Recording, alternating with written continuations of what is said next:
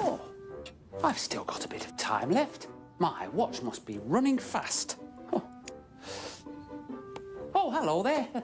I'm Mr. Perkins. I'm one of the drivers on the Fat Controllers Railway. I've just taken Thomas down his branch line with Annie and Clarabelle, and now I'm on my break.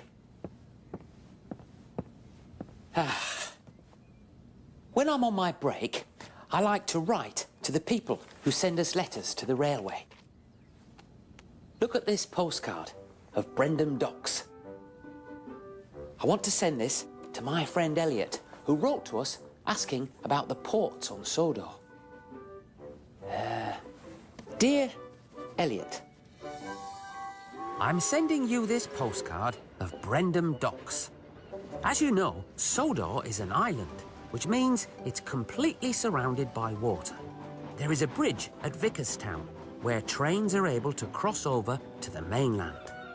But many passengers and most goods arrive or leave by ship, passing through one of Sodor's ports, of which Brendam is the biggest and busiest.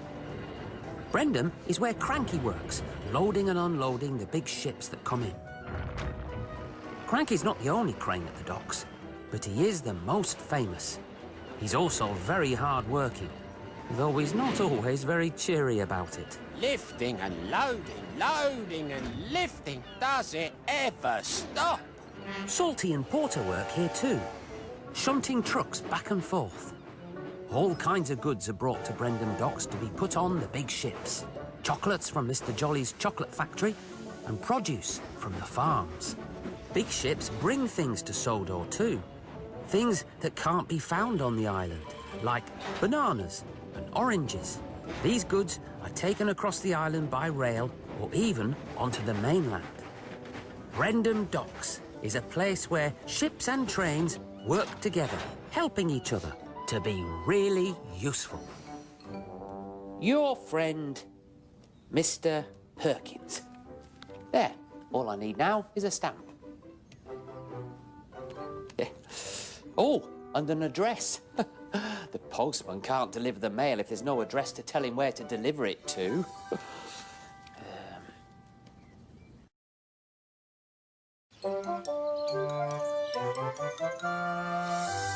Oh, hello there. I've still got a bit of time before I have to take Thomas out with Annie and Clarabelle. You know, Thomas didn't always have his own coaches. No, when he first arrived, he just used to shunt the trucks or fetch the coaches for the bigger engines. In fact, the first time he took his own passenger train out, he made a right mess of it. Listen to this story. Thomas's train. Thomas often grumbled because he was not allowed to pull passenger trains. The other engines laughed. "You're too impatient," they said. One night, Henry was ill. The workmen worked hard, but Henry didn't get any better. In the morning, Thomas had to get Henry's coaches ready. If Henry is ill, Thomas thought, perhaps I shall pull his train. Thomas took Henry's coaches to the platform and wanted to run round in front at once, but his driver wouldn't let him. "Don't be impatient, Thomas," he said. Thomas waited and waited. The people got in, the guard and station master walked up and down, but still Henry didn't come. The Fat Controller came out of his office to see what was the matter. "Find another engine," he ordered. "There is only Thomas," said the station master. "You'll have to do it then, Thomas," said the Fat Controller. So Thomas ran round to the front and backed down on the coaches, ready to start. "Don't be impatient," said his driver. "Wait till everything is ready." But Thomas was too excited. What happened then? No one knows.